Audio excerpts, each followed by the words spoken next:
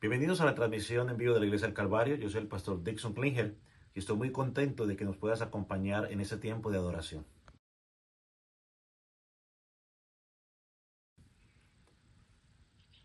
No sé cuál sea la situación que estés pasando en este momento, pero déjame decirte algo. Dios está en control. El Salmo 46, versículo 1 dice, Dios es nuestro amparo y fortaleza, nuestro pronto auxilio en la tribulación.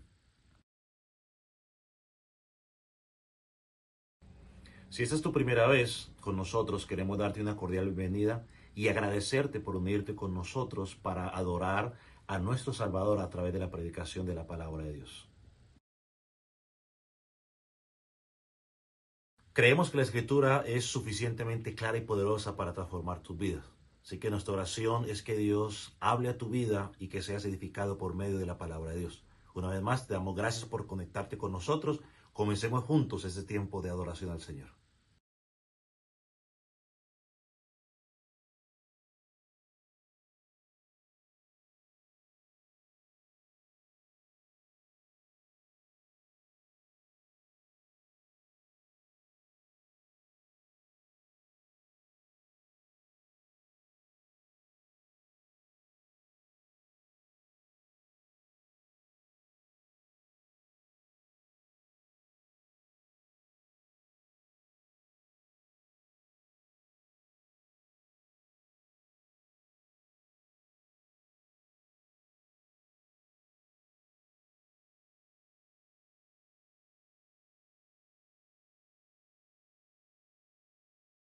Pueblo de Dios, para exaltar el nombre de aquel que vive por los siglos de los siglos, como acabamos de cantar, ¿no? A Él le pertenece el reino. Él es el Señor, es decir, el que gobierna, el que controla nuestras vidas. Y si trajo su escritura, quiero que vaya conmigo al libro de Hechos, capítulo 9.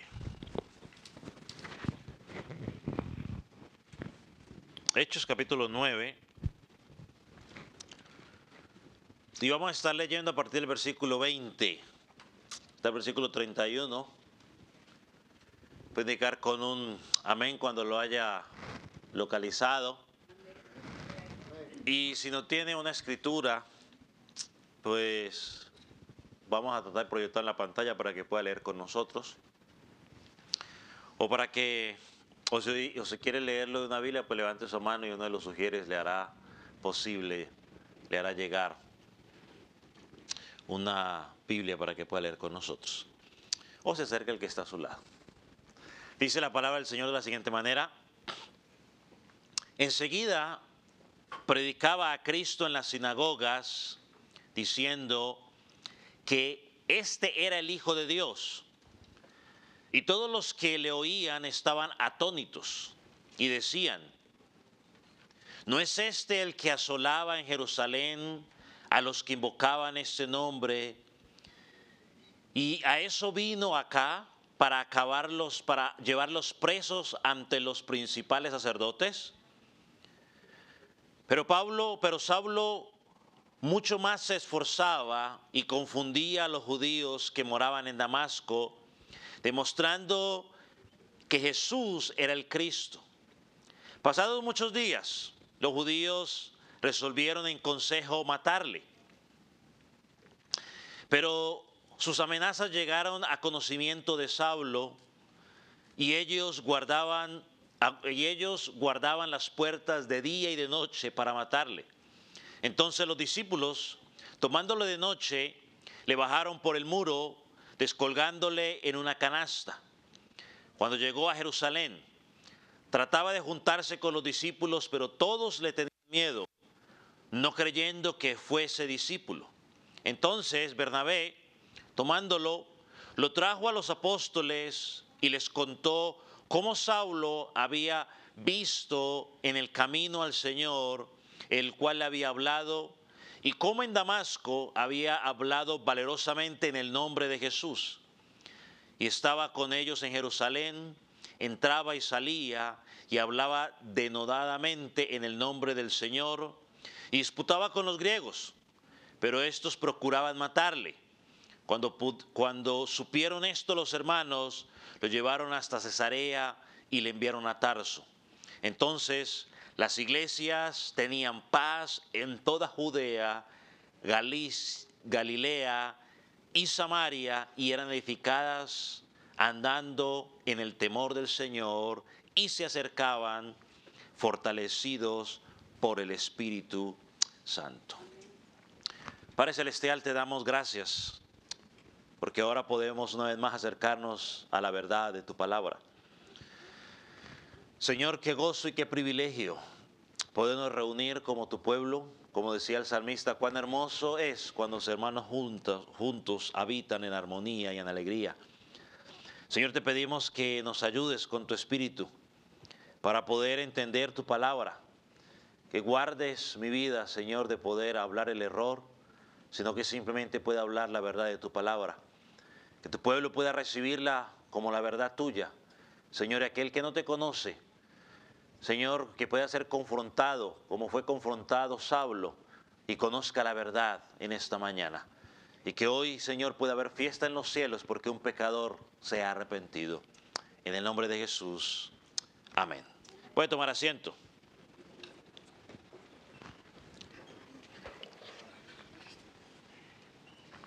Como hemos estudiado hasta ahora, la conversión de Saulo no fue simplemente la historia de un hombre que cambió su forma de pensar o que cambió su forma de actuar, sino que es el testimonio poderoso del poder transformador de Dios en la vida de un hombre. Y sigue siendo esto el mismo ejemplo de lo que pasa en un hombre y una mujer que hoy son salvos por la gracia de Dios. Antes de encontrarse con Cristo, Saulo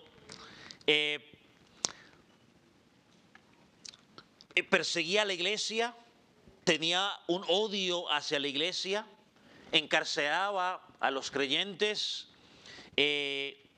los mataba. Pero cuando el Señor cambió su vida camino a Damasco, ahora él estaba en el equipo contrario. La batalla continuaba de predicar el evangelio, pero ahora Saulo estaba del lado de Cristo, peleando por Cristo y peleando para la gloria de Cristo. En un momento se convirtió de perseguidor a discípulo de Cristo, de blasfemo a escribir las cartas inspiradas por el Espíritu Santo para la iglesia. De blasfemo pasó a predicador. De enemigo de Cristo pasó a ser siervo de Cristo. El que respiraba amenazas para la iglesia ahora anunciaba el perdón de Dios para los pecadores por medio de la sangre del Señor Jesucristo. Esa es la clase de transformación que Dios hace en la vida de una persona y no es producto del hombre.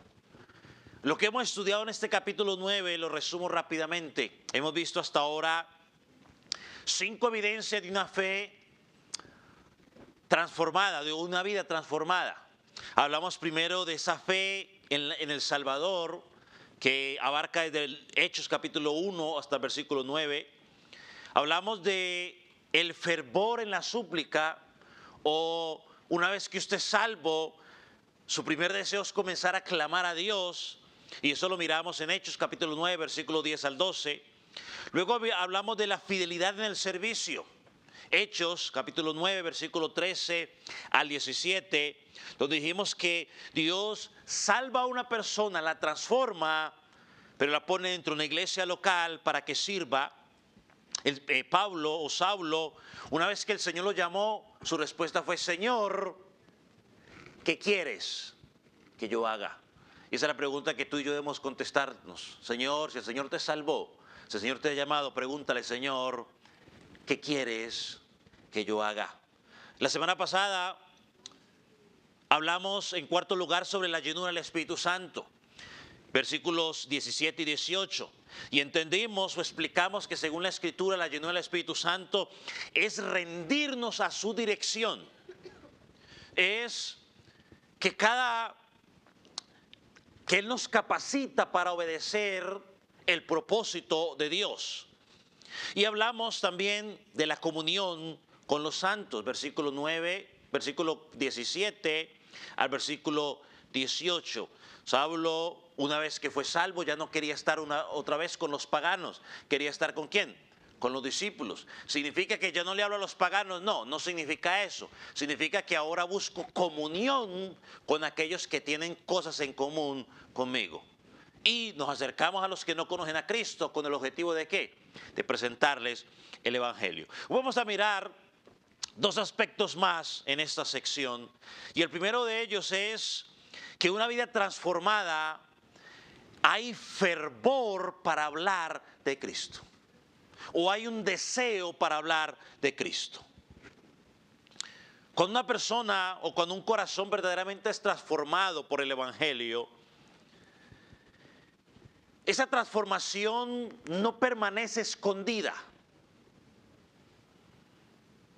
Quien ha conocido a Cristo tiene un deseo de hablar de Cristo. No hay necesidad de que lo obliguen, sino que el corazón que está lleno de Cristo quiere hablar de Cristo. ¿Qué dijo el Señor Jesucristo en Mateo 12, versículo 34? De la abundancia del corazón habla la boca. Ahora, yo quiero que usted piense por un momento en alguien que acaba de recibir una buena noticia, como por ejemplo el nacimiento de un hijo. No creo que esa persona necesita que alguien le pida que cuente. Simplemente esa persona, con alegría en su corazón, va a contestar o va a contar ese gran acontecimiento que ha pasado en su vida. De la misma manera, cuando el Señor Jesucristo nos rescata de la vida muerta o de la vida en tinieblas y nos pone a su luz admirable, debe haber un deseo en nosotros de poder compartir esa buena noticia, ese cambio que Jesucristo ha hecho en nuestras vidas. Y eso fue lo que pasó con Saulo, porque miren lo que dice el versículo 20. Enseguida predicaba a Cristo en las sinagogas. Observe la expresión, enseguida. Esta expresión habla de qué? De urgencia. Esta expresión habla de que él no perdió tiempo. Tan pronto como pudo, tan pronto como se recuperó la vista, comenzó a anunciar a Cristo. Y yo quiero que usted se meta en la escena. El mismo hombre que estaba planeando ir a las sinagogas de Damasco, porque él iba a las sinagogas a buscar a los creyentes para arrestarlos, ahora volvió con el mismo propósito, ir a la sinagoga, pero su intención había cambiado. Ahora, ¿cuál era su intención? Predicar la verdad. Wow. Todos sabemos que Saulo, por ser fariseo de fariseos, como él se identifica, tenía una preparación excepcional del Antiguo Testamento. Quizás mejor que la mayoría de los hombres de su tiempo. Pero todo ese conocimiento estaba incompleto o era un conocimiento intelectual hasta que él conoció verdaderamente a Cristo. Cuando Saulo conoció a Cristo camino a Damasco, sus ojos fueron abiertos y él entendió perfectamente el Antiguo Testamento. Toda la letra que él sabía, ahora dejó de mirar la letra y comenzó a mirar el propósito de Dios detrás de toda esa letra. Cristo le permitió entender la palabra. Y las personas pueden estar llenas de mucho conocimiento, pero mientras Cristo no le permita entender la palabra, simplemente es eso, conocimiento. Ahora, el punto principal aquí no era el conocimiento de Saulo.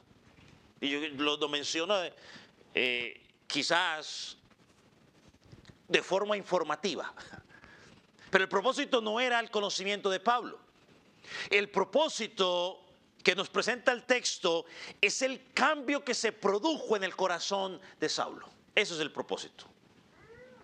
Porque desde el mismo momento que recuperó las fuerzas, quiso presentar el mensaje del Salvador. Y nunca perdió el deseo, porque usted sigue mirando que él siempre iba a las sinagogas a predicar. Iba a las casas, iba a las plazas, iba a las cárceles, delante de los gobernantes. Nunca paró ese deseo. Incluso una de las mayores preocupaciones de él, mientras predicaba el evangelio, era que él no quería deshonrar a Dios a la hora de predicarlo. Por eso en 1 Corintios 9:27 dijo: no sea que habiendo sido yo heraldo para otros, yo misma venga a ser eliminado. Es decir, que aunque predicaba el evangelio, él constantemente estaba examinando su vida para ver si estaba en lo correcto. Él no tenía el cuento de, como algunos dicen, bueno, lo que pasa es que como yo soy maduro en Cristo, yo me puedo dar ese lujo. No, él nunca pensaba de esa manera. Es más, él decía: el que cree que está en firme, mire que no caiga. No hay ese cuento de que como yo soy maduro, entonces, no. Entre más maduro usted es, entre más maduro yo soy, más alejado me mantengo del pecado. Porque sé lo peligroso que es. Ese debe ser el deseo de todo creyente. No solo conocer más a Cristo, no solamente hablar de Cristo con fidelidad, sino vivir de tal manera que nuestra vida respalde ese evangelio que estamos predicando. La palabra enseguida, que estamos mirando aquí en el versículo 20, también se usa repetidas veces en Marcos. Y se usa allí para mostrar algo que mencionamos la semana pasada: la obediencia perfecta. Es la obediencia. Ahora vemos el mismo Espíritu, o el Espíritu Santo, obrando en este corazón, que lo llevó de inmediato a obedecer y a predicar el evangelio. Y creo que esta es una oportunidad para nosotros como iglesia para hacer un alto y examinarnos.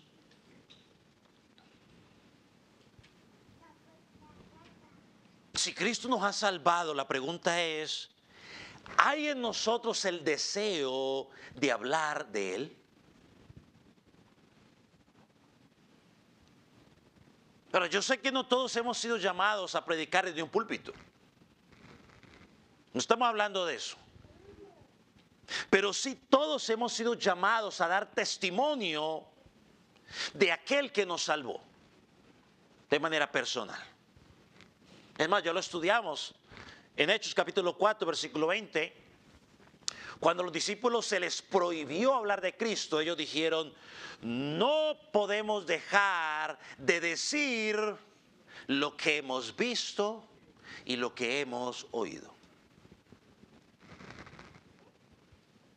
Aquí nos hacemos nosotros esa pregunta, volviendo a nuestro pasaje. El versículo 20 dice que enseguida predicaba, y la pregunta que nos hacemos: ¿cuál era el mensaje de Saulo? Bueno, ya como usted es buen lector, ya usted lo leyó. Yo creo que yo lo leí también. Pero dice que enseguida predicaba a Cristo en la sinagoga. Otros me dicen que predicaba a Jesús. ¿Y qué decía? ¿Cuál era el mensaje?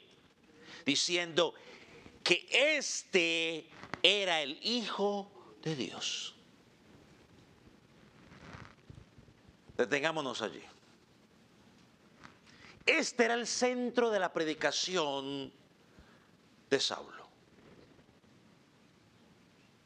No estaba predicando una nueva filosofía, no estaba predicando, escúcheme, su experiencia personal, sino que estaba anunciando una persona. ¿Quién es esa persona? Jesucristo. Usted lo ha escuchado muchas veces de este púlpito y lo seguirá escuchando. El centro de la predicación debe ser Cristo. No que a ti te vaya bien, no que a ti tus problemas se te quiten, no que venga sanidad sobre ti, no que tu economía vaya a subir. Nada de esas fábulas. El centro tiene que ser Cristo.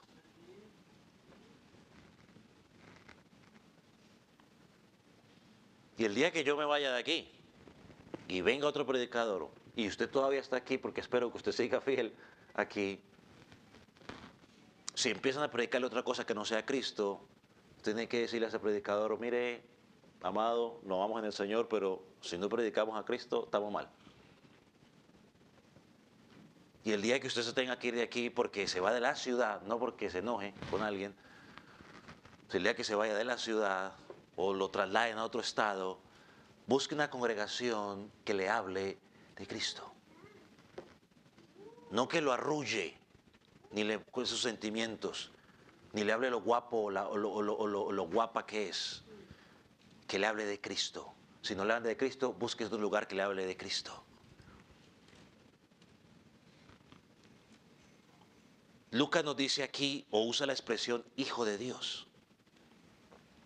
Es interesante, porque él afirma una verdad sobre la identidad de Jesús. Le está diciendo: Jesús no es un profeta más. Jesús no era un loco que se apareció por ahí. Jesús no era un blasfemo. Jesús es el Hijo de Dios. Le está diciendo: Él tiene la misma naturaleza divina del Padre. Jesús es el verdadero hombre, el Dios que se hizo carne y vino al mundo. Es el verdadero Dios, es igual al Padre, es igual al Espíritu Santo. Por eso es que cuando los judíos escucharon a Jesús llamarse a sí mismo Hijo de Dios, entendieron lo que estaba diciendo y lo querían matar. Juan 5:18 lo dice. Decía que Dios era su propio Padre, haciéndose igual a Dios. Ellos lo entendieron, por eso lo querían matar. Y ahora encuentran a Saulo, el perseguidor de la iglesia, el ex perseguidor de la iglesia, llamémoslo así, diciéndoles: Jesús dijo que era el Hijo de Dios. Jesús decía la verdad, Él es el Hijo de Dios. Y lo ha sido desde la eternidad. Juan lo dice, ¿no? Juan capítulo 1, versículo 14. Aquel verbo fue hecho carne. Y el versículo 1 también lo dijo: el verbo era Dios y el verbo era con Dios. Saulo ahora comprendía esa verdad, que aquel Jesús que él persiguió y maltrató a muchos por causa de él, ahora era el Mesías prometido, el Hijo eterno, el Dios hecho hombre. Ahora la pregunta es: ¿qué hizo Saulo al comenzar a predicar? Yo tengo que decirle esto. ¿Qué fue lo que hizo? Ya lo hemos venido diciendo. Él no empezó contando su experiencia que había vivido en Damasco. Hermano, eso hubiera sido un bombazo. Voy a hablar lo que me pasó a mí. Mire, yo venía aquí y una luz y todos al piso. ¡Wow! Tremendo show. No, él no le interesó eso, porque ese no era el mensaje. Sí, más adelante él relató una o dos ocasiones lo que había pasado, pero siempre su mensaje fue Cristo. Y esto es una enseñanza necesaria para la iglesia cristiana el día de hoy, porque muchas iglesias hemos perdido de foco esa verdad. Porque damos más valor al testimonio personal de las personas. Hermano, es que mire, lo que a usted le pasó fue tan grande que cuéntelo. ¿Cuándo va a venir a la iglesia para que nos cuente lo que a usted le pasó? Porque es que el testimonio suyo, ¡wow! Poderoso. Cuéntenos lo que a usted le pasó. Pero ¿cómo que cuéntenos lo que a usted le pasó? Hoy el testimonio de mucha gente ocupa el lugar de los púlpitos en lugar de Cristo. Hoy la gente habla más de lo que les pasó a ellos, lo que hicieron para aquí y para allá, y pasan 50 minutos hablando de lo que les pasó a ellos y 10 minutos, si es mucho, hablando de Cristo, cuando debería ser al contrario. Estimado amigo que me está escuchando y hermano, las personas no son salvadas por contar lo que a mí me pasó. Las personas son salvas cuando oyen a Cristo y lo que Cristo hizo por los pecadores. Allí las personas son salvadas.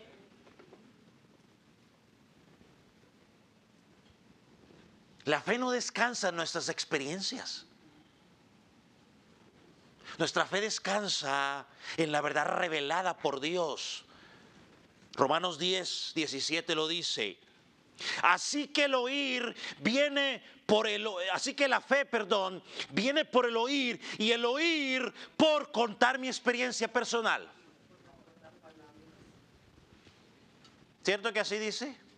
No, dice que la fe viene cuando usted oye. ¿Y qué es lo que oigo? La palabra de Dios. Una vez más, el cristianismo no está fundamentado en sentimientos, no está fundamentado en emociones, no está fundamentado en vivencias personales. Se fundamenta en hechos históricos realizados por Dios en la vida de Cristo. Cristo vivió una vida perfecta, Cristo murió por los pecadores, Cristo fue sepultado, Cristo resucitó al tercer día, Cristo ascendió a los cielos y Cristo está intercediendo por su pueblo y Cristo regresará por segunda vez por su pueblo. Y si tú crees esa verdad, tendrás vida eterna y cuando Él regrese serás levantado con Él. Pero si tú no crees esa verdad, cuando Él regrese serás juzgado por Él. Porque Cristo, cuando venga por segunda vez, no vendrá en relación con el pecado, no vendrá en relación a salvar al pecador, vendrá en relación a condenar al que no creyó en Él. Por eso el apóstol Pablo, más adelante, al resumir el mensaje de lo que él predicaba, miren lo que dice 1 Corintios 15, versículos 3 y 4, búsquelo. Mire cómo él resume lo que él predicaba. ¿Lo tiene? Dice, porque primeramente os he enseñado lo que asimismo recibí. O sea, Pablo está diciendo, yo estoy enseñando lo que recibí. ¿Qué fue lo que recibió? ¿Qué dice el pasaje? Que Cristo tiene una mejor vida para ti, propiedades y toda esa cuestión. Que nunca te vas a enfermar, que nunca vas a tener problemas, que todo va a ser color de rosa, que vas a ser empresario. Eso fue lo que Cristo, Él recibió. No, dice que Cristo murió por nuestros pecados conforme a la Escritura y que fue sepultado y que resucitó al tercer día conforme a las Escrituras. Mis amados, cuando Pablo dice conforme a las Escrituras, la pregunta que le hago yo, ¿a qué se está refiriendo? ¿A qué Escrituras se está refiriendo? ¿A cuál palabra? Porque a ese momento, cuando él está diciendo eso, no teníamos el Antiguo Testamento, el Nuevo Testamento. ¿A qué está hablando allí? A los profetas, al Antiguo Testamento. a lo que Dios ya había, porque esa sí ya la tenían. Todo lo que está diciendo es, ustedes todo lo que saben de la Escritura se está cumpliendo en Cristo. Él murió como la Escritura dijo que iba a morir. Él resucitó como fue sepultado como la Escritura dijo que iba a ser sepultado. Y resucitó al tercer día como la Escritura dijo que iba a resucitar.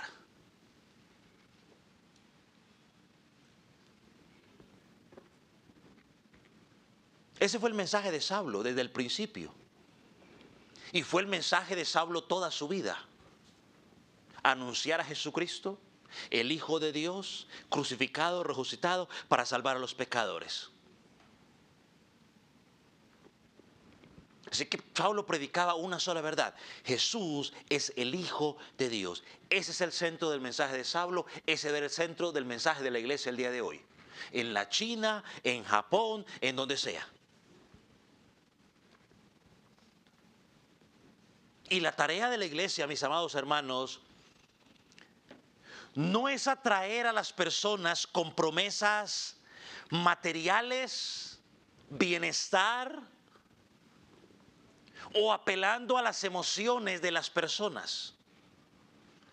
La tarea de la iglesia es predicar a Cristo, lo que Cristo ha hecho, y Él se encarga de convencer. Lo hemos estudiado en Hechos, que la iglesia perseveraba en ¿qué? En la oración, en la comunión, en el partimiento del pan, en la doctrina de los apóstoles. ¿Y qué hacía el Señor? Él añadía los que iban a ser salvos.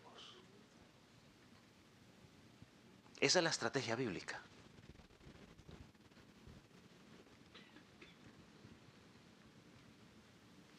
Hoy hemos cambiado las estrategias. Hoy damos comida, pagamos biles, hacemos fiestas, nos promocionamos en las redes sociales.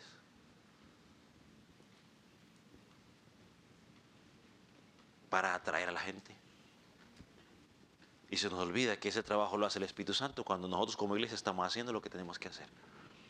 Pero sigue diciendo el pasaje, versículo 21.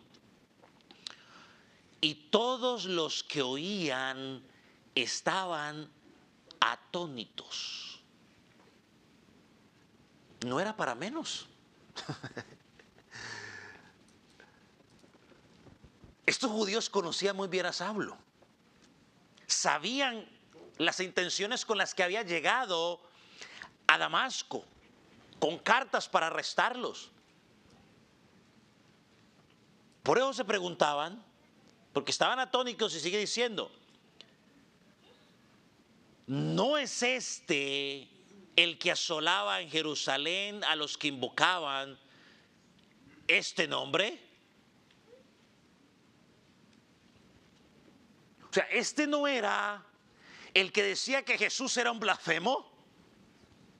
Ahora nos está predicando de que ese blasfemo dice que es el Hijo de Dios. O sea, ¿qué está pasando? What's going on? Se nos sale el English. ¿Qué es lo que pasa? O sea, era tanto la transformación que ellos no podían entender. Atónitos, es que no entendían, o sea, estaban así. Pero ¿qué es lo que está pasando aquí?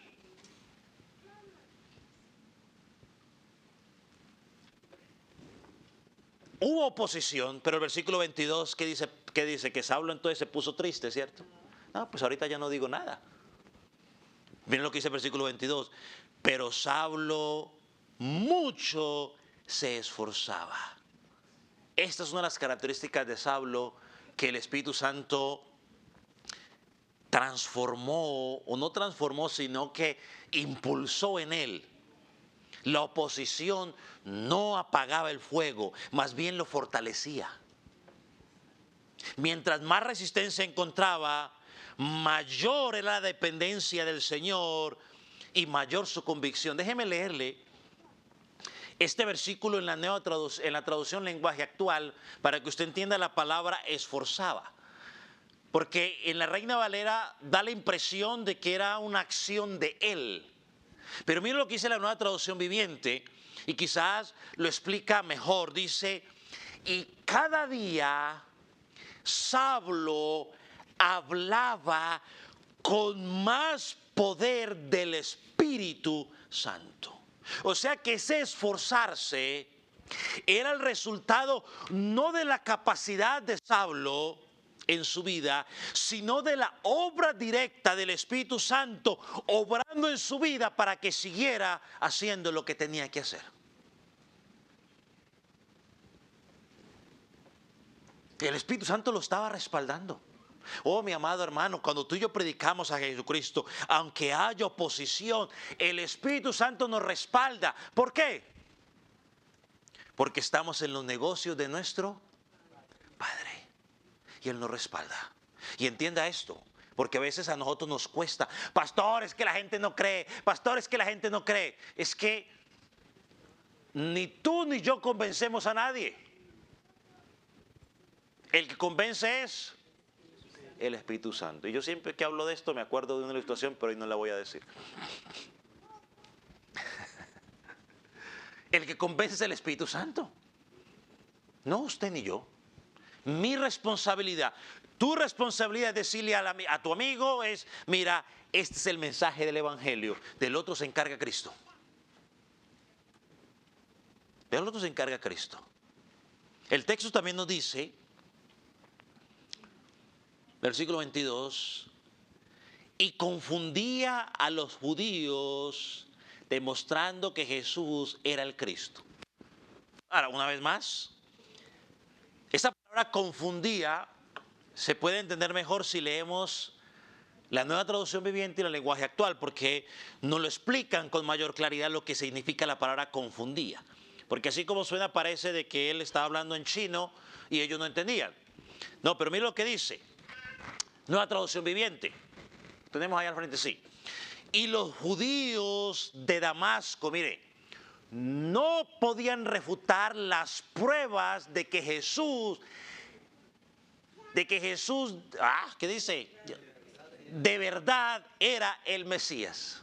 Me olvidó leer. Los judíos de Damasco no podían refutar las pruebas de que Jesús, las pruebas de que Jesús de verdad era el Mesías. Traducción lenguaje actual. Y les probaba que Jesús era el Mesías. Sin embargo, los judíos que vivían en Damasco lo escuchaban, ¿pero qué? Pero no entendían. ¿Usted recuerda cuando yo le dije hace un momento que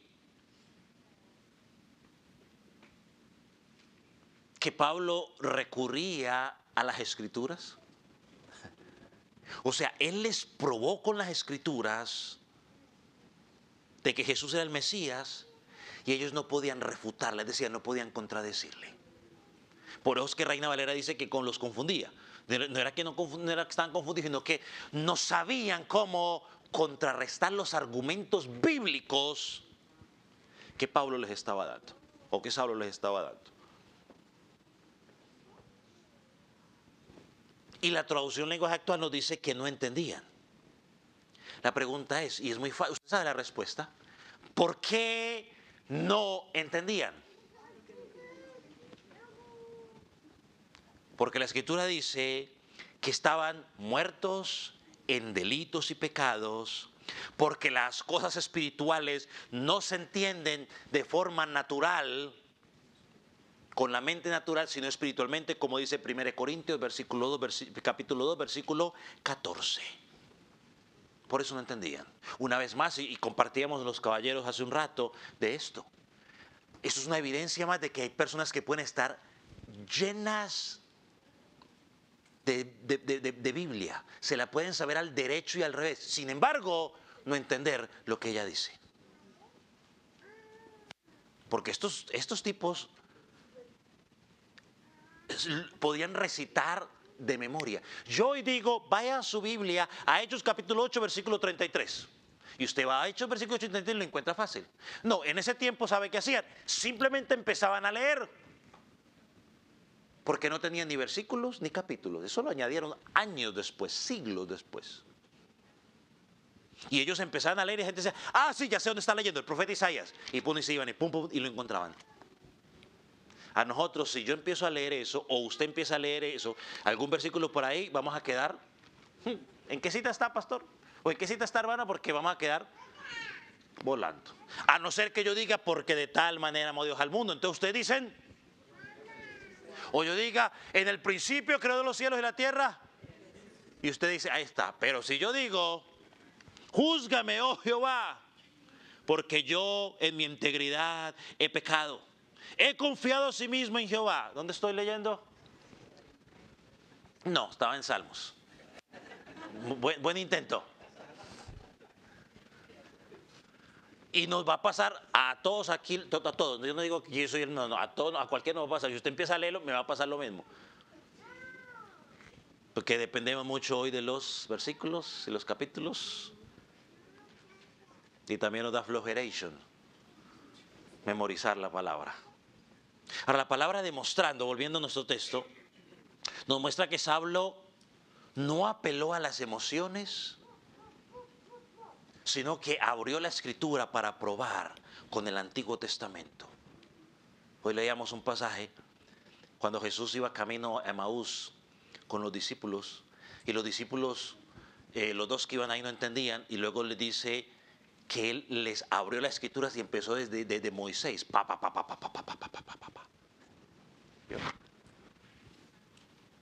No queremos predicar el evangelio, no invente cuentos. Ay, no, es que yo conocí una hermana de la iglesia que estaba, no, ¿qué cuenta que conocí hermana de la iglesia? No, la palabra de Dios dice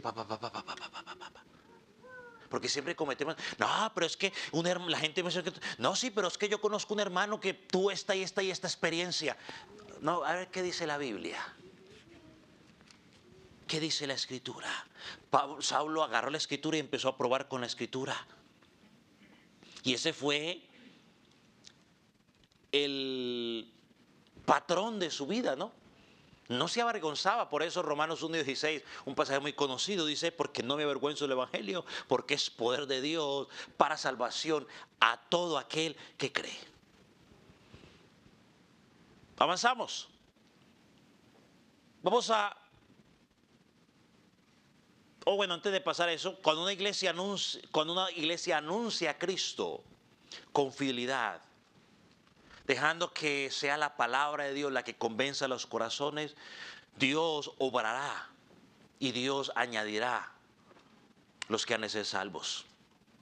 La última característica que encontramos en la conversión de Pablo y una vida transformada es la valentía para perseverar en medio del sufrimiento. Cuando una persona vive para Cristo, anuncia fielmente el evangelio, tarde que temprano enfrentará oposición. Según Timoteo capítulo 3:12 dice lo siguiente: todos los que quieren vivir piadosamente en Cristo Jesús padecerán persecución. Si tú quieres vivir la vida cristiana como enseña la palabra, créeme que te van a perseguir.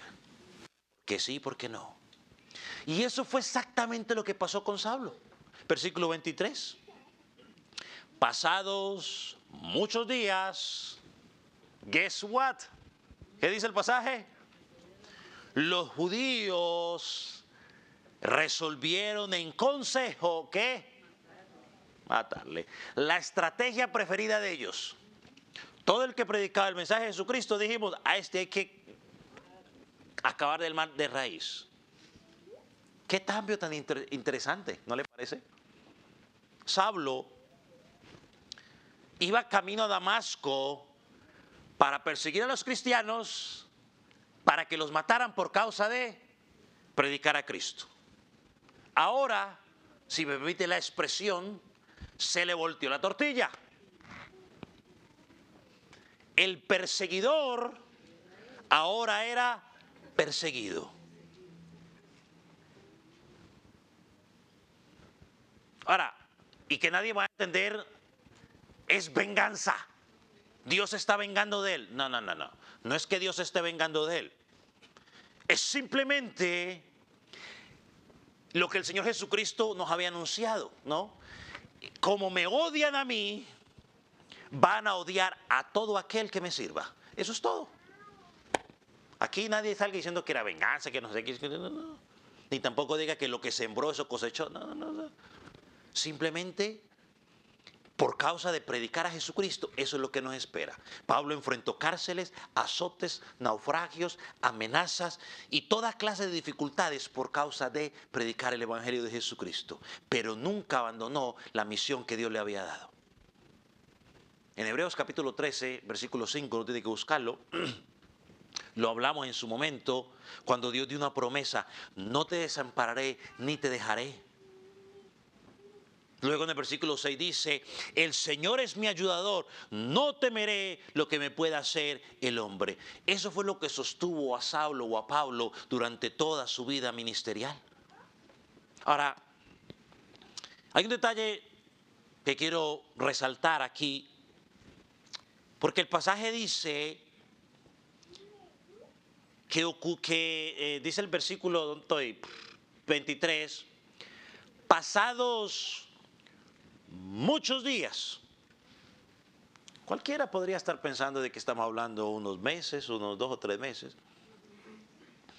Pero la realidad es que entre el versículo 22 y el versículo 23 aproximadamente transcurrieron 3 años. O sea, no fue que fue ya mañana, no, fueron 3 años. Pastor, ¿y dónde sacan eso? Bueno, porque el mismo Pablo en Gálatas, después de su conversión, él explica lo que pasó. Miren lo que dice Gálatas 1, 18 y 17 y 18. Fui a Arabia y volví de nuevo a Damasco. Después, pasando 3 años, subí a Jerusalén. O sea, no se nos da los detalles que él hizo durante ese tiempo, pero sí deja claro de que él estuvo continuamente preparándose en el ministerio para servir mejor a Dios. Cuando llegó, regresó a Damasco, siguió anunciando el Evangelio de Cristo y la oposición se levantó una vez más contra él. Y la oposición llegó tanta que vigilaban las puertas de la ciudad día y noche para tratar de ¿qué? De matarlo. E incluso los gobernantes que servían en su momento hicieron un plan para matarlo. Él lo explica luego en 2 Corintios capítulo 11, versículo 32. Dice: el gobernador de la provincia, rey Aretas, guardaba la ciudad para prenderme. Pero Dios siempre tenía unos planes diferentes. Miren lo que dice el versículo 25. Entonces los discípulos, tomándole de noche, le bajaron por el muro, descolgándolo en una canasta. Alguien podría pensar: está huyendo tan cobarde, derrotado. No, es la providencia de Dios, no era el tiempo de Dios. Y aquí encontramos una enseñanza que es valiosa: la valentía del creyente al predicar el Evangelio de Jesucristo, aunque haya sufrimiento. Pero también nos habla de que debemos actuar muchas veces con prudencia. No porque Dios es mi protector, entonces yo voy a andar como loco a 100 millas por hora porque Dios es mi protector. No, si usted anda a 100 millas por hora, créame que lo van a arrestar. Ya, créame, tiquecito nomás no, lo van a arrestar. Y después no diga que es que Dios no me cuidó, que yo no sé qué, yo tenía fe. No. Lo que usted fue un irresponsable e imprudente. Son dos cosas diferentes. ¿Por qué dije eso? No sé, pero bueno.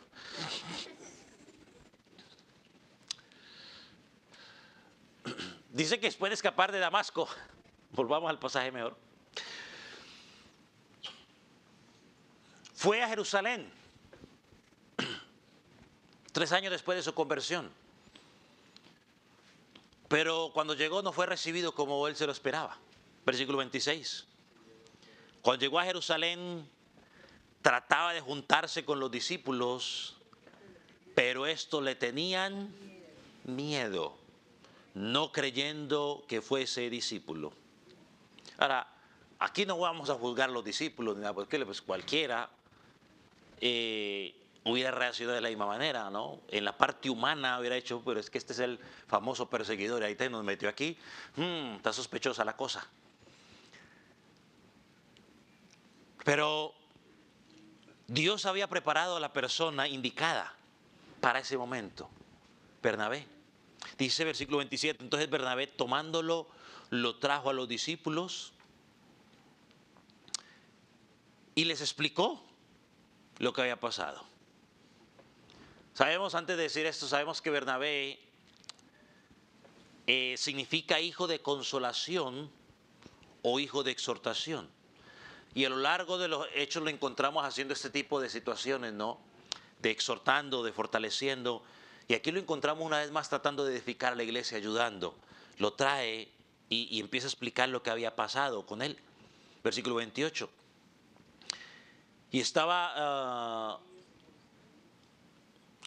dice, entonces Bernabé, versículo 27, tomándolo lo trajo a los discípulos del Señor y les contó cómo había visto en el camino al Señor, el cual le había hablado, y cómo en Damasco había hablado valerosamente en el nombre de Jesús. Entonces él ahí fue usado por Dios para decirles, sí muchachos, ustedes recuerdan al antiguo Saulo, pero déjeme decirle que él ahora es un hombre nuevo. Esto es lo que el Señor ha hecho en su vida y esto es lo que él ha hecho por el Señor. Ahora él predica a Cristo. Y dice el versículo 28, y estaba con ellos en Jerusalén, entraba y salía y hablaba denodadamente en el nombre del Señor Jesucristo. Siguió predicando la palabra. Pero ¿qué cree que cuando llegó a Jerusalén, qué cree que pasó?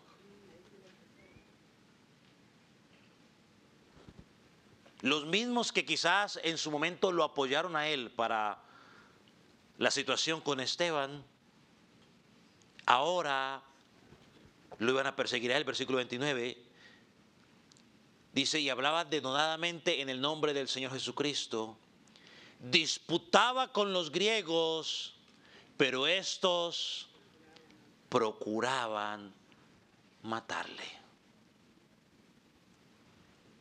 Otra vez, sentencia de muerte, una vez más. Estos hombres de duro corazón querían seguir haciendo lo mismo. Ahora, ¿qué pasa? Sigue diciendo la palabra. Cuando los hermanos supieron de esto, lo llevaron hasta Cesarea y lo enviaron a Tarso. Una vez más, Dios, no era el tiempo de Dios, Dios abrió, lo encadenó todo y lo sacaron de ese lugar para que fuera a otro lugar a seguir predicando. Pero eso no significó el fin del sufrimiento del ministerio de él.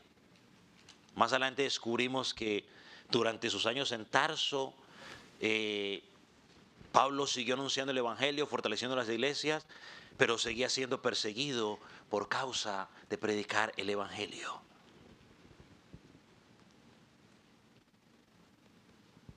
Cuando tú y yo predicamos a Cristo, vamos a enfrentar todo tipo de oposición. Eso es innegociable. Y Lucas termina la sección resumiéndole de una forma hermosa, si usted me permite decirlo de esa manera. Versículo 31 dice, entonces las iglesias tenían paz por toda Judea, Galilea y Samaria. Y añade, y eran edificados andando en el temor del Señor y se acrecentaba fortalecidos por el Espíritu Santo. Hermano, aquí nos muestra cómo crece una iglesia saludable. Dice que eran edificados. Es decir, que los creyentes crecían en la fe, en la obediencia, en el conocimiento del Señor. Después dice que se acrecentaban, o sea que el crecimiento no solamente era espiritual, sino que también era ¿qué? Numérico. Sé que el crecimiento espiritual numérico es el resultado del crecimiento espiritual. Y creo que sigue siendo el método establecido por Dios el día de hoy para la iglesia. La iglesia, mis amados hermanos, no debe buscar métodos para atraer multitudes, sino más bien creyentes que prediquen a Jesucristo, y entonces Dios va a ir añadiendo. Cuando el pueblo de Dios madura, cuando el pueblo de Dios vive en integridad, tanto fuera como dentro de la congregación, esa es la primera puerta que se abre para predicar el evangelio. Porque cuando la gente ve que el mensaje está cambiando, cuando ve que nuestros matrimonios están fortalecidos cada día, cuando hay vigor en los matrimonios, el mundo va a decir, yo quiero eso. Pero cuando el mundo ve que nuestros matrimonios son un desastre, que en los trabajos somos un desastre, que nuestros hijos son un desastre, que como hermanos andamos peleando, la gente va a decir, yo no quiero ese evangelio que ustedes predican. Pero cuando ven que hay perdón, cuando hay amor, cuando hay restauración entre nosotros, la gente va a decir, yo quiero eso. ¿Jesucristo qué dijo? ¿Qué dijo Jesucristo? De tanto que dijo. ¿Conoceráis que son mis discípulos? ¿Sí qué? Dígalo duro. ¿Sí qué? Duro.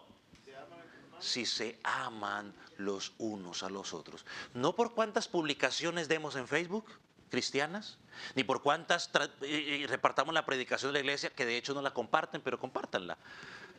Cierro comillas. No tanto por eso, sino por cómo nos amamos los unos a los otros, cómo nos perdonamos, cómo nos cuidamos, cómo oramos los unos por los otros, cómo nos exhortamos. Y la iglesia va a crecer.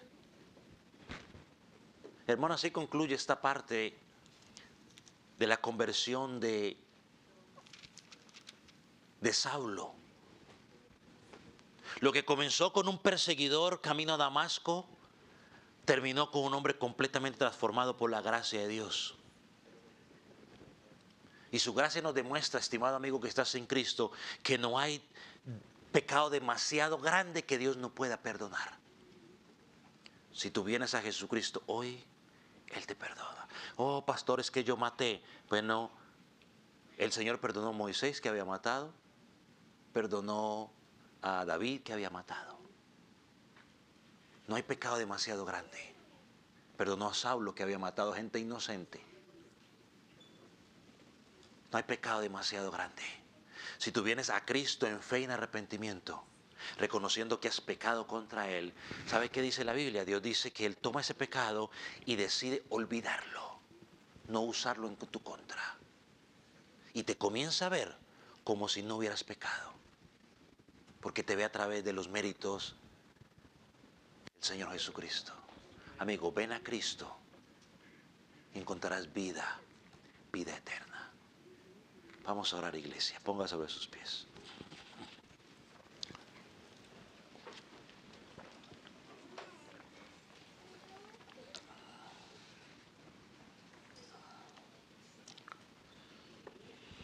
Padre, te agradecemos por la oportunidad que nos diste de estudiar la vida, o la conversión de Saulo en este contexto.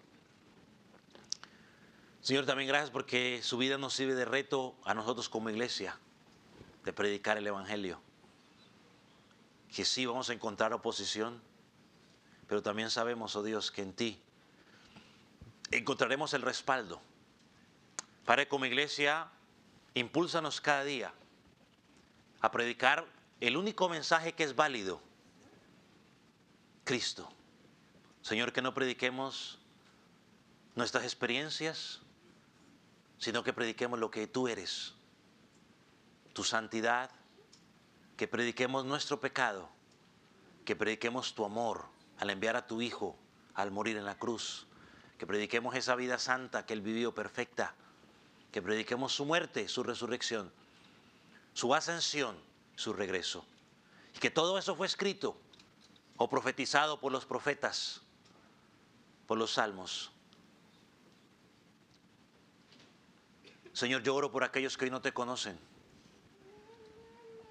para que hoy puedan venir a ti en fe y en arrepentimiento. Y amigo que estás en Cristo, posiblemente te preguntas, pastor, ¿qué puedo hacer para ser salvo?